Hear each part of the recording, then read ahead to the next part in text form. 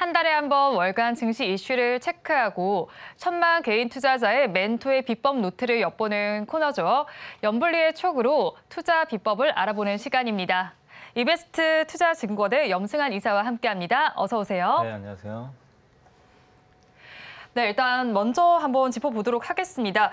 6월 초에는 서머랠리 기대감이 고조가 됐었습니다, 이사님. 하지만 최근에 우리 증시 흐름을 살펴보면요, 좀 박스권에 갇혔다라는 생각이 듭니다. 앞서서 6월 시장에서 중국의 한한령 확대 가능성을 짚어주셨는데 6월 증시와 또 이제 중국 소비주의 방향성 어떻게 보시는지 궁금하네요. 사실 중국은 지금 오히려 좀 한중 간의 관계가 좀 더 안 좋아져 버려가지고 네. 사실 이제 한한령 이슈도 이슈인데 이게 언제쯤 중국인들이 한국에 올까? 이게 좀 사실 좀 난제긴 한데 좀 단체 관광객도 좀 오기가 쉽지 않은 상황이고 그래서 조금 더 시간은 좀 필요한 그런 상황인 것 같고요. 또 중국 소비주들이 최근에 또 힘이 없는 이유 중에 하나가 중국의 6.18 쇼핑데이가 얼마 전에 열렸는데 네. 그게 좀 매출에 기대에 좀 못 미친다라는 그런 분석들이 좀 나온 것 같아요. 그리고 중국의 소비 지표도 아직은 좀 좋지 않고 그래서 아직은 중국 소비주 관련해서는 좀 기대하기가 현실적으로 좀 쉽지 않지만 다만 얼마 전에 미국 국무장관과 지금 시진핑 주석이 만났잖아요. 그렇죠. 그러니까 뭔가 이제 미중 간의 갈등이 좀 해결될 만한 좀 모습들은 좀 보이거든요. 과거보단. 그래서 그게 좀 미중 갈등이 조금만 완화된다라면은 중국 소비주에는 또 한 번의 모멘텀이 될 수 있으니까 지금은 다른 이벤트보다 좀 미중 간의 대화 이런 것들이 어떻게 흘러가는지 거기에 좀 포커스를 맞추고 보시면 좋을 것 같습니다. 네, 일단 우리 미중 간의 대화를 먼저 포커스 맞추고 살펴보시면 좋겠다라고 말씀을 해주셨어요. 그렇다면 이제 7월 서머랠리 이제 기대를 해봐도 좋을지 살펴봐야겠습니다. 이사님과 함께 7월 장에 이슈가 될 부분들을 한번 체크를 해보면 좋겠는데요. 첫 번째 이슈부터 화면을 통해서 한번 살펴보면 좋겠습니다. 일단 첫 번째 키워드부터 살펴보시죠. 반도체 웃는다라고 하니까 반도체 훈풍에 대해서 이야기를 짚어주실 것 같아요. 어떤 내용일까요? 사실 요즘에 반도체가 좀 오락가락은 하고 있어요. 그렇죠. 대형주들은 좀 쉬는데 중소형 소부장들은 또 굉장히 네. 강하거든요. 그래서 이 약간의 이제 사이즈별로 좀 차이들은 있는데 그래도 분명한 건 대형주들, 그러니까 반도체가 작년까지 한 2년 정도 굉장히 안 좋았잖아요. 네. 근데 이제 올해부터 본격적으로 상승 랠리가 시작이 됐고 이게 약간의 휴식은 있지만 이게 마침표를 지금 찍은 게 아니라 약간의 대형주 같은 경우는 쉼표를 찍은 상태이기 때문에 랠리는 아직도 남아있다 이렇게 좀 보고 있고 특히 중국의 주요 IT 기업들의 재고 조정이 좀 어느 정도 완료가 좀 된 상황이기 때문에 7월을 좀 기점으로 해서 다시 한번 좀 반도체 대형주, 그러니까 지금은 소부장 기업들이 좀 강했다면 네. 7월에는 다시 한번 이 삼성전자나 하이닉스 같은 대형주들이 또 한 번 좀 강세가 나올 수 있기 때문에 어쨌든 지금은 반도체를 좀 갖고 계신 분들 입장에서는 지금 만약에 좀 기분이 좋으시다면은 거기서 좀 벗어나는 것보다는 네. 아직은 좀 더 파티를 즐길 때가 아닌가라고 그 기분을 좀 더 즐겨보면 좋겠네요. 네. 그렇다면 소부장주가 지금 좀 오름세를 나타냈다면 이제는 다시 대형주의 눈길을 돌려볼 때다라고 말씀해 주셨는데요. 아무래도 반도체주를 이끌어왔던 건 AI 반도체 열풍이었다라고 볼 수가 있겠습니다. 특히나 AI 반도체 시대에 좀 필수적으로 불리는 부분은 HBM인데요. 그럼 HBM 반도체 시장에 대해서 좀 확대 전략을 취해봐도 괜찮을까요? 그것 때문에 사실 하이닉스가 훨씬 많이 올랐고 그러니까요. 삼성보다 네. 이제 삼성은 올해 4분기부터 양산 들어간다고 하니까 네. 조금 이제 하이닉스에 비해서는 좀 늦긴 하지만 그래도 일단 이제 이 시장 자체가 커지기 때문에 많은 업체들이 좀 뛰어들 것 같고 그리고 이게 이제 결국엔 우리가 흔히 생성형 이제 AI라 그러죠. 챗 GPT 같은 네. 이런데 반드시 필요한 제품이기 때문에 투자는 더욱더 올해가 아니라 내년엔 더 많이 늘어날 가능성이 높기 때문에 이제 이 사이클은 좀 시작이 됐다. 그리고 HBM 같은 경우는 가격도 기존 제품보다 최소 5배 이상 비싸다고 하고 있기 때문에 이 반도체 보면 항상 가격이 떨어지잖아요, 반도체는. 그렇죠. 근데 이 HBM은 정반대거든요. 네. 오히려 가격이 계속 오르고 있어서 상당히 이제 이 D램 업체들한텐 좀 긍정적인 어떤 실적을 좀 줄 수 있는 그런 요인인 것 같고 또 여기에 관련된 것 중에 하나가 이제 후공정 회사들입니다. 네. 이 HBM은 전공정이 아니라 반도체 다 만든 다음에 이거를 이제 얼마나 잘 쌓느냐. 조립을 잘하느냐 여기에 네. 달려 있거든요. 근데 그러다 보니까 요즘에 HBM과 관련된 후공정 회사들의 그렇죠. 주가가 네. 굉장히 좋은데 좀 많이 오른 건 사실이지만 이 사이클 아까 말씀드린 대로 이제 초입이거든요. 네. 그래서 이거는 비중을 줄이는 거나 그런 것보다도 좀 갖고 계시는 분이라면 좀 내년까지는 한번 보유하시는 것도 저는 괜찮다고 생각을 합니다.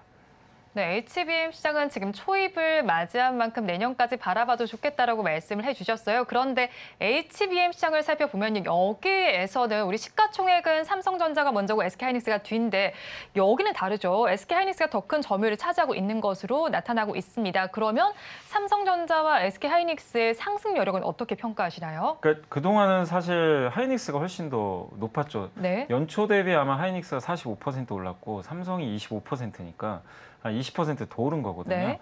근데 그게 이제 결국 요 점유율에 좀 차이가 있는 그렇죠. 것 같고 다만 삼성도 여기에 지금 집중적으로 이제 투자를 하려고 하는 것 같아요. 그동안 조금 이제 하이닉스에 뒤처진 건 사실인데 본격적으로 좀 승부를 걸 것 같고 아마 4분기에는 양산 들어가서 뭐 그 제품이 또 엔비디아에도 납품이 네. 될 수도 있는 거니까 그래서 그러네요. 결국엔 네. 삼성의 반격이 좀 이제 시작이 될 그 네. 국면에 진입을 했다. 그래서 저는 뭐 하이닉스도 물론 괜찮지만 상대적으로 뒤처졌던 삼성전자도 아마 하반기에는 또 쫓아가는 그런 모습이 나올 것 같아서 삼성전자의 주가도 좀 한번 여러분들이 좀 관심을 좀 갖고 지켜볼 필요가 있지 않나라고 말씀드리고 싶습니다.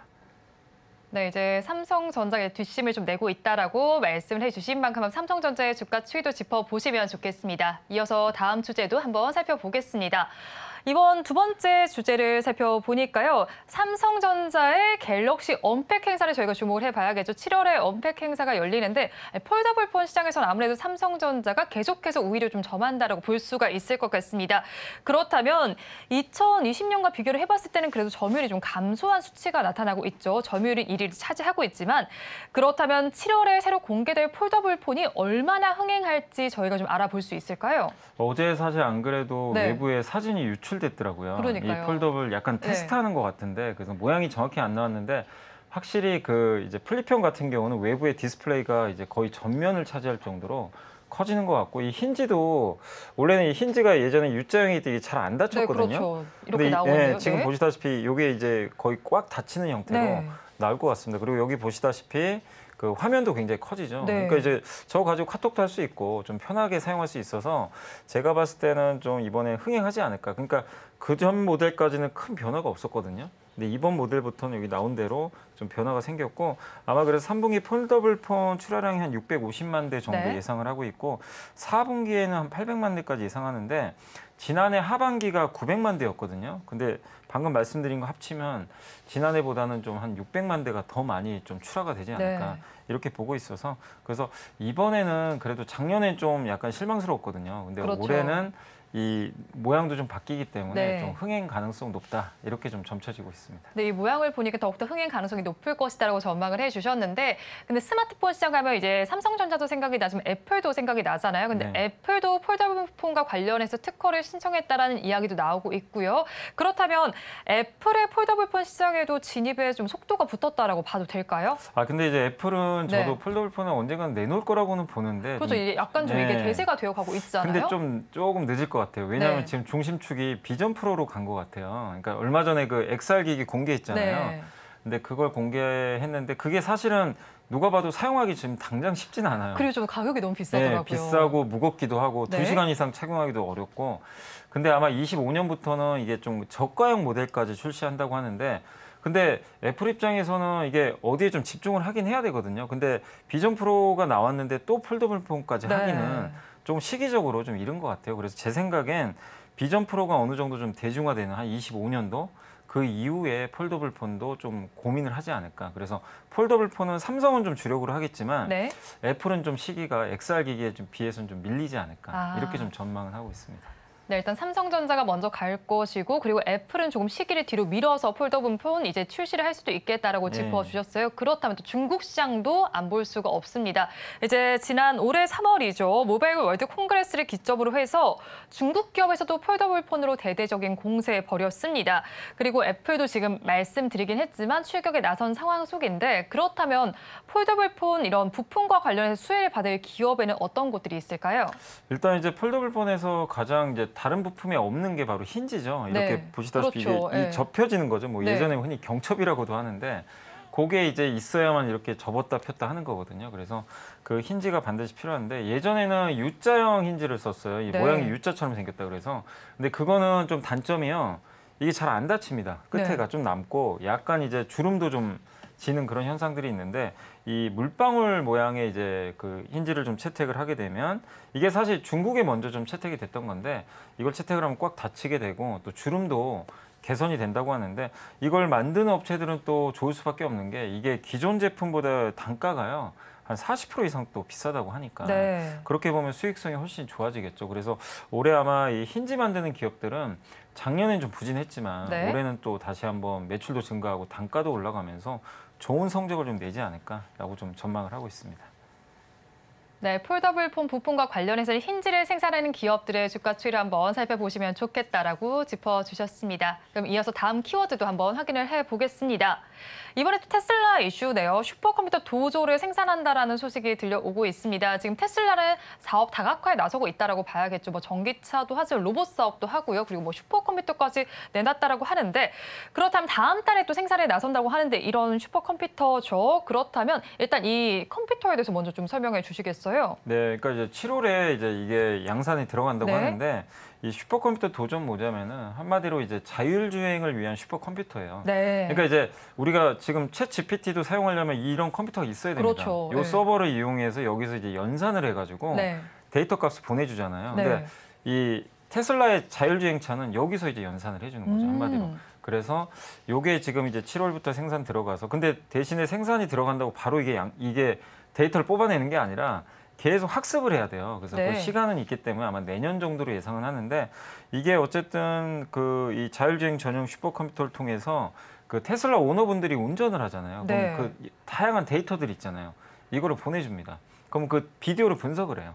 이 컴퓨터가 스스로 네. 자기가 알아서 분석을 해서 네. 아 이런 상황에서 이렇게 대응을 하면 되겠구나. 혼자서 열심히 네, 열일을 열심히 하는 거네요. 이제 네. 그 이제 모델링을 하는 거죠. 네. 그리고 나서 이제 결과물이 아마 내년에 좀 나올 것 같고 본격적으로 이제 이거를 적용하는 시기는 내년 하반기 정도인데 어쨌든 이제 첫 발을 떼낸 거죠. 네. 이제 본격적인 자율주행을 여는 그 슈퍼컴퓨터가 이제 드디어 이제 다음 달 공개가 되기 때문에 이 부분은 좀 상당한 좀 파장이 있지 않을까 이렇게 예상을 하고 있습니다. 네, 지금 테슬라가 생산을 하게 될 도조가 자율주행과 관련된다고 말씀해 주셨는데 사실 머스크 매직이라는 말도 있잖아요. 그렇다면 이 도조를 통해서 자율주행 시대가 가속화될지도 좀 궁금하고요. 그렇다면 자율주행 관련 주들도 좀 시세를 분출할 가능성이 있을까요? 예, 일단 제가 봤을 때는 학습 속도가 이게 굉장히 빠르다고 합니다. 네. 그러니까 이게 요거의 경쟁 모델이 엔비디아예요. 엔비디아도 GPU 이용해서 네. 우리 지금 GPU도 자율주행이 다 들어가. 그러니까 AI는 GPU 쓴다고 그냥 보시면 돼요. 네. 근데 이걸 대처하는 것 중에 하나가 도조입니다. 근데 이 도조가 GPU가 수개월 동안 이제 학습할 수 있는 거를 일주일 만에 학습을 할 수가 있대요. 수개월을 일주일로 네, 일주일로 바꾸는 거예요? 단축할 네. 수 있는 거죠. 이제 그만큼 뛰어난 거고 그만큼 이제 일론 머스크가 또 준비를 잘했겠죠. 네. 그리고 자체적으로 칩도 다 만들어요. 물론 이 칩은 아마 TSMC가 만들어주는 걸로 네. 좀 알려져 있는데 한마디로 테슬라는 자동차 회사인데 이걸 하기 위해서 반도체까지 만드는 뭐 다 하네요, 네, 이제. 그러니까 웬만한 거 좀 네. 다 하는 그런 괜히 또 이 좀 많은 사람들이 좋아하는 기업이 아닌 네. 것 같긴 한데 어쨌든 이제 그만큼 좀 역량이 있는 기업이고 그리고 이제 아까 말씀드린 대로 본격적으로 이제 테스트를 좀 해야 되니까 네. 이런 데이터 모아서 딥러닝도 해야 되는데 그 시기는 아마 이제 이게 테슬라의 FSD라고 아마 들어보셨을 거예요. 이게 네. 완전 자율주행 이제 그 모델명인데 지금 이거를 만약에 자동차에 탑재하고 싶으면 제가 알기로는 1,000만 원 정도 돈을 주고 구입하면 네. 되거든요. 근데 우리 한국에서는 아직은 안 되죠. 법안이 그러니까 인프라가 갖춰지지 않았는데 그렇죠. 미국 일부 주에서는 이걸 사용한다고 합니다. 근데 이게 본격적으로 대중화되는 시기는 슈퍼컴퓨터가 어느 정도 활성화되는 내년 네. 하반기 정도니까 분명히 저는 이런 이제 시장이 내년에 열리면서 관련된 자율주행 시장 커지고 그러면 또 우리나라 기업들 중에 이 테슬라가 자율주행하면서 가장 그 심혈을 기울인 게 카메라입니다. 네. 이 카메라를 통해서 눈의 역할을 하거든요. 그래서 우리나라 한국의 이 밸류체인 기업들 중에서는 저는 기본적으로는 카메라 업종들 좀 보시면 좋겠고 이게 네. 자율주행 레벨 3로 가게 되면 카메라 개수가 한 3개, 4개에서 10개로 점프하거든요. 네. 그럼 당연히 카메라 대수가 늘어나니까 그렇죠. 이걸 만드는 업체들 좋고 또 이 카메라를 만들어주는 장비 업체도 따로 있어요. 네. 그런 회사도 좋을 것 같고 또 차량용 반도체 제가 말씀드렸잖아요. 그렇죠. 자율주행 반도체 시장도 네. 점차 늘어나고 근데 이제 있잖아요. 테슬라는 네. 자기가 직접 생산을 하는데 그러면 이 테슬라도 더 수혜를 받을 수 있다라고 보실 수 테슬라가 있겠네요. 네. 이제 주문을 하겠죠. 네. 이게 아쉬운 게 삼성에 맡기면 좋은데 그러니까요. 이걸 그건 좀 TSMC에 아쉽지만 맡기는 거죠. 근데 네. 대신에 이 차량용 반도체만 들어간 게 아니라 반도체는 기판하고 같이 들어가야 돼요. 그렇죠. 그래서 그 기판이 바로 플립칩 BGA라는 네. 용어를 쓰거든요. 네. 여기 중간에 여기 나와 있네요. 있죠. 네. 네. 그래서 요걸 만드는 이제 업체들, 요거 이제 주로 하는 또 업체들도 있고 또 이 대만 업체들도 있는데 또 네. 한국의 업체들도 있으니까 네. 여기 들어가는 이제 플립칩 BGA 업체들 또 이수페타시스가 이번에 네. 사실 아시겠지만 그 챗 GPT에 그 엔비디아 수혜주로 제일 먼저 거론이 되는 종목이 근데 그런 있잖아요. 것들이 또 네. 나중에 자동차에도 들어갈 수 있어서 그래서 반도체도 중요하지만 기판 업체들도 여러분들이 네. 한번 공부를 해보시면 좋을 것 같습니다. 네. 자율주행과 관련해서 반도체도 중요하지만 기판업체도 고려를 해서 살펴보시면 좋겠다라고 말씀을 해주셨습니다. 그럼 다음 키워드 또 살펴보도록 하겠습니다. 저희가 마지막으로 살펴볼 키워드는 썸머 코어템이 부상하고 있다라고 말씀을 해주셨네요. 그런데 최근에 증권가에서 하반기 의류 업종이 좀 나아질 것이다라는 시각이 나오고 있습니다. 의류 OEM사의 주가가 좀 반등하는 모습이 보이는데 그중에서 저는 이 키워드를 이번에 좀 처음 봤거든요. 고프코어룩이다라고 하더라고요. 네. 이게 패션업계에서 급부상하는 배경이 어디에 있는 건가요, 아니, 이사님? 사실- 이런 거죠, 네. 지금? 네, 맞습니다. 그러니까 저도 사실은 이제 증권사 한 애널리스트분이 보고서 쓰셨더라고요. 네, 그래서 이게 읽어봤더니 합성어더라고요. 네. 저도 처음에 이 용어가 뭔지 몰랐어요. 네. 그래서 이제 검색을 해봤더니 실제로 MZ세대분들 이 용어를 쓰고 계시더라고요. 아, 저 MZ가 아니라서 네. 몰랐나 봅니다. 근데 깜짝 놀랐는데 이 고프가 약간의 그런 이제 견과류 있죠. 네. 견과류 이제 우리 이제 특히 운동하시는 분들은 그렇죠. 밥 대신 먹는 경우도 있잖아요. 네. 건강식으로.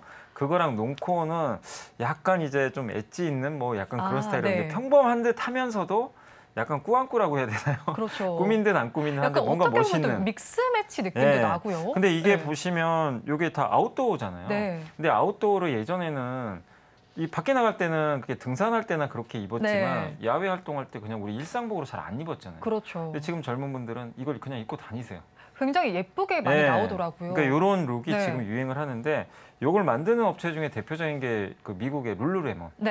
예, 흔히 요가복으로 레깅스로 유명한 그렇죠. 회사고 또 그것뿐만이 아니라 노스페이스가 이 아웃도어 브랜드 유명하잖아요. 네. 그러다 보니까 이쪽 매출이 실제로 지금 많이 늘고 있는데 우리나라 기업 중에도 영업무역 같은 회사가 여기에 또 OEM 방식으로 납품을 네. 좀 하고 있잖아요. 근데 이 유행이 일시적이면은 네. 이러다 말겠죠. 근데 그게 아니라 지금 꾸준하게 특히 MZ 그러네요. 세대분들은 네. 이 꾸준하게 이런 소비를 좀 하는 경향들이 있기 때문에 네. 고프코어록을 우리가 그냥 단순히 그냥 일부 테마로 볼 게 아니라 네. 이게 좀 구조적으로 이런 현상이 나올 수 있는 트렌드가 아닌가. 앞으로 좀 추세로 보는 게 네, 좋겠다라고 추세적으로. 말씀해 그리고 주시는 굉장히 거네요. 또 이렇게 네. 입고 다니신 분들 예전에는 조금 봤을 때 네. 저거 뭐지 그랬는데 요즘에는 봐도 사실 굉장히 요즘에는 제가 자연스럽잖아요. 동네만 돌아다녀도 레깅스 입고 다니시는 맞아요. 분들 많고 저도 네. 잘 입고 다니거든요. 근데 거기에 대한 거부감이 예전보다 많이 완화됐잖아요. 네. 그러다 보니까 이제 저게 이제 일상이 되는 것 같아요. 그런 거 보면은 이 고프코어록 현상은 이어지는데 그렇게 되면 우리나라 의류 OEM들은 당연히 이 현상의 수혜를 또 받을 수가 있겠죠. 그렇죠. 그래서 이 부분을 계속해서 여러분들이 한번 주목을 해보시면 좀 어떨까라고 좀 말씀드리고 싶습니다. 네, 고프코어룩과 관련해서 의류 OEM 시장을 계속해서 주목을 해보면 좋겠는데요. 그런데도 인플레이션이란 긴 터널이 또 끝을 향해 가고 있고요. 미국에서는 또 의류 소매 재고가 좀 많이 줄어들었다라는 이야기도 들려오고 있습니다. 또 기관 투자자들도 계속해서 러브콜을 보내고 있는데 이런 의류 업황이 앞으로는 어떻게 될 것이다라고 보시나요? 물론 의류 업황이 지금 엄청 좋은 건 아닙니다. 네. 작년에 너무 이제 재고가 많았는데 그러다 보니까 아마 작년에도 기억하실 거예요. 나이키가 뭐 재고 줄인다 네. 막 이래가지고 주가 급락한 적도 있었고 여전히 아직도 고생은 해요. 근데 적어도 올해 하반기부터는 좀 개선될 걸로 보고 실제 작년 4분기를 기점으로 줄곤 있어요. 그렇기 때문에 더 이상 이제 의류 업종에 대해서는 좀 부정적으로 볼 만한 네. 이슈는 아니라고 좀 보고 있고 그래서 하반기에는 아마 일부 좀 재고 확충이 좀 시작될 것 같고 그러다 보니까 대만의 OEM사들, 우리 한국과 OEM사가 경쟁하는 기업들인데 네. 이 기업들도 실제로 주가가 좀 오르기 시작합니다. 그런 걸 봤을 때는 하반기에 이런 이제 주문들이 들어오면서 우리 한국의 의류 OEM도 수주가 늘어날 것 같습니다. 그러니까 지금 당장 뭐 수주가 급증한다. 영어무역은 네. 좀 달라요. 네. 영어무역은 이제 그건 좀 다른 결의 고프코어 룩이기 이야기인가요? 때문에 네. 여기랑은 좀 결이 다른데 네. 이런 이제 캐주얼 의류 같은 거 있잖아요. 경기에 민감한. 이런 의류들은 이제 아직까지는 좀 재고가 있지만 네. 이게 이제 하반기 되면 조금 개선되기 때문에 그러니까 그동안 안 좋았던 이 사이클이 약간 반도체처럼 조금씩 이제 개선될 수 있기 때문에 한번 캐주얼과 관련된 우리 OEM 기업들도 우리가 수주 증가에 대해서는 하반기에 좀 7월부터는 좀 한번 지켜볼 필요가 있다라고 좀 말씀드리고 싶습니다. 네, 7월부터는 의류 OEM 기업의 수주에 대해서 한번 지켜보면 좋겠다라고 말씀을 해주셨어요. 그런데 여기서 또 2분기 실적에 대해서도 살펴봐야 되겠는데요. 우리나라 의류 OEM 업체들은 실적이 그렇게 좋지는 못할 것으로 전망이 되고 있죠. 그렇다면 고프코어룩이 앞으로의 실적을 좀 끌어올릴 수도 있다라고 보실까요? 근데 영업무역은 달라요. 네. 그러니까 대부분의 업체들이요, 이 영업이익률이 안 좋습니다. 네. 근데 대만도 마찬가지예요. 근데 거의 유일하게 의류 OEM 중에 이익률이 굉장히 좀 좋은 기업이 영업무역입니다. 아까 말씀드린 대로 룰루레몬이나 네. 노스페이스가 주요 고객사인데 이쪽은 여전히 좋거든요. 매출도 잘 나오니까 수주가 꾸준하기 때문에 이익률은 좋다. 그래서 같은 OEM 안에서도 어떤 아이템을 취급하냐에 따라서 좀 실적이 다르다는 거는 네. 염두에 두시면 좋겠습니다. 근데 그럼에도 불구하고 영업무역 지금 PER이 4배인가 5배밖에 안 되거든요. 여전히 좀 저평가돼 네. 있어요. 그래서 아직도 저는 구조적인 또 성장도 가능하니까 업사이클은 남아있다고 보고 있고 한세실업은 좀 좋진 않았어요. 네. 아까 말씀드린 대로 주요 고객사가 개입 같은 데거든요. 근데 굉장히 경기에 민감하죠. 네. 근데 여기가 이제 올해 하반기나 내년엔 또 좋아지니까 좋아진다는 측면에서는 또 한세실업도 매력이 있을 수 있습니다. 그래서 두 기업에 대해서는 한번 좀 내년까지 한번 좀 염두에 두시고 보는 것도 좀 괜찮다. 그래서 너무 2분기 실적을 보는 것보다는 하반기를 좀 염두에 두시고 한번 좀 공부를 해보시면 어떨까라고 말씀드리고 싶습니다. 네, 의류 OEM 업체들 중에서도 영업무역은 조금 다른 결로 보면 좋겠다라고 짚어주셨고요. 하반기를 지켜보면 좋겠다라고 말씀을 해주셨어요. 오늘 또 이사님께서 여러 가지 섹터를 짚어주셨는데 이제는 또 염승환 이사님의 촉이 발동할 시간입니다. 그럼 7월 우리 시장에서 어떤 섹터에 주목하면 좋겠다라고 보실까요? 그러니까 증시가 좀 약간 오르락내리락 하고 있는데 이 과정에서 어쨌든 개별 종목 장세는 좀 계속 이어질 네. 것 같고 시장도 여전히 저도 하반기는 여전히 좋게 보고 있거든요. 아직까지는. 그래서 그 하반기에 지금 가장 이슈 중에 하나가 우리나라 수출이 이제 좀 돌아서지 않을까. 네, 좀 계속 맞아요. 그 얘기 역성장이죠. 계속해서 네. 나오더라고요. 그래서 지금 6월 달 20일까지 데이터는 플러스로 반전됐거든요. 그래서 뭔가 최악의 수출은 지나가고 하반기에는 좀 돌아서는 모습들이 나오고 있어서 수출하면 또 경기 민감주한테는 저는 좋을 수 있다고 생각합니다. 그래서 수출 관련된 경기 민감주, 그 가장 대표적인 게 반도체예요, 사실. 네. 반도체, 우리가 HBM 얘기만 했지만 사실 또 D램도 이 수출에 민감하기 때문에 그 사실 반도체가 돌아서야 우리 수출이 좀 흑자로 돌아설 수 그건 있지 당연한 않을까요? 겁니다. 예, 그리고 대표적인 또 경기 민감주고 네. 그래서 반도체가 좋을 때 수출 좋고 또 민감주가 같이 가거든요. 그렇죠. 그런 면에서 반도체 대형주 계속해서 좀 한번 관심을 가져보시고 네. 또 경기 민감주 하면 가장 먼저 또 떠오르는 업종 중에 하나가 조선업종. 맞아요. 여전히 수출 네. 잘 되고 있고 또 종합상사도 요즘에 계속해서 좀 그 여러 가지 모멘텀들, 뭐 워런 버핏이 일본에 상사주 샀다는 얘기도 네. 있었지만 한국 기업들은 또 나름대로의 경쟁력이 있으니까 관심 가지시고 또 아까 말씀드린 대로 경기 좋아지면 또 의류 OEM도 당연히 연동이 되거든요. 그래서 이런 업종들 좀 중심으로 해서 보시면 좋겠고 마지막으로 아까 제가 슈퍼컴퓨터 도저도 말씀드렸지만 여기는 네. 경기보다는 큰 사이클이잖아요. 그래서 이게 여기서 끝난 사이클이 아니고 적어도 저는 1, 2년 투자한다고 생각하시고 한국의 자율주행, 그러니까 그러니까 이 테슬라가 출시할 이 자율주행차에서 수혜받을 수 있는 그런 기업들을 한번 선정해 보시고 네. 관련된 기업들, 전장 부품 관련주들 한번 공부해 보시면 어떨까. 그래서 이쪽은 좀 장기 투자로 네. 보시면 좀 좋지 않을까라고 말씀을 드리겠습니다. 네, 오늘 4가지 이슈 살펴본 부분에 대해서 하나씩 좀 짚어주셨는데요. 이 부분들 참고해서 투자 전략을 세워보시면 좋겠습니다. 그런데 이사님, 저희 6월에는 서머랠리 기대감이 있었는데 사실은 지금 좀 저물었다라고 봐야 되겠고요. 7월장에 대해서 조금 서머랠리 기대해 봐야 되는 상황인데 7월장은 지금 어떻게 흘러갈 것이다라고 보시는지 궁금하고요. 또 7월장에서 저희가 좀 주의해서 봐야 될 만한 것들이 있을까요? 7월은 사실 이제 7월 20 며칠경으로 제가 기억하는데 FOMC가 있잖아요. 네. 근데 아마 금리 올릴 것 같더라고요. 지금 그렇죠. 금리가. 이번에 동결했지만 다음번에 네. 올릴 근데 것이라는 이제 전망. 금리를 한 번은 올린다는 건 지금 다 어느 정도 알고 있거든요. 그렇죠. 이제 네. 관심은 거기서 끝나면 좋아요. 네. 이제 더 이상은 안 올린다. 이게 마지막이다. 이러면 증시는 오히려 또 환호할 걸로 저는 좀 보여지는데 아니다. 연말에 또 모르겠다. 한 번 더 할 수도 있다. 2번 올릴 수도 있다는 네, 관측도 나오잖아요. 그러면 증시가 좀 약간 실망할 수 있어요. 그래서 네. 그게 좀 제가 봤을 때는 좀 유일한 고비 같고 네. 그거 외에는 특별한 뭐 이렇게 악재가 나올 만한 건 별로 없고요. 특히 이제 한 가지 또 변수는 미중 지금 약간 뭔가 화해 모드죠. 이게 네. 왜 중요하냐면 미중 간에 좀 화해가 있어야 우리나라가 중국에 수출하는 물량이 늘어나요. 그렇죠. 왜냐하면 네. 중국으로 수출 들어가서 중국이 그걸 가지고 완제품 만들어서 미국으로 보내거든요. 그렇죠. 미국이 계속 제한해 버리면 네, 사실 근데 중국에 저희 갈 맞습니다. 수가 없잖아요. 예, 그래서 그게 뭐 엄청 많은 비중은 예전처럼 아니더라도 네. 한국 수출에도 영향을 주기 때문에 그래서 미중 갈등 해소도 좀 일부 필요합니다. 네. 제스처라도 좀 나와준다면 한국의 수출 경기에도 좀 긍정적일 수 있는 거니까 네. 그런 부분들은 이제 매크로상에서 한번 체크해 보시면 좋을 것 같고 시장은 계속 왔다 갔다 할 것 같아요. 그래서 저는 개인적으로 바닥은 한 2,520 정도 보고 있거든요. 네. 그래서 고점 대비 한 5% 빠진 지점이에요. 그러네요. 그래서 내려올 때 너무 무서워하지 마시고 점진적으로 좀 비중을 늘려가시면 좋겠고 하반기는 계속해서 이 계단식으로 천천히 오르는 네. 이런 좀 장세를 보고 있으니까 다만 지수 신경 쓰는 것보다는 저는 네. 개인적으로 그냥 업종과 네. 기업 어떤 걸 투자할까 이 고민이 좀 우선이다라고 좀 말씀드리고 싶습니다.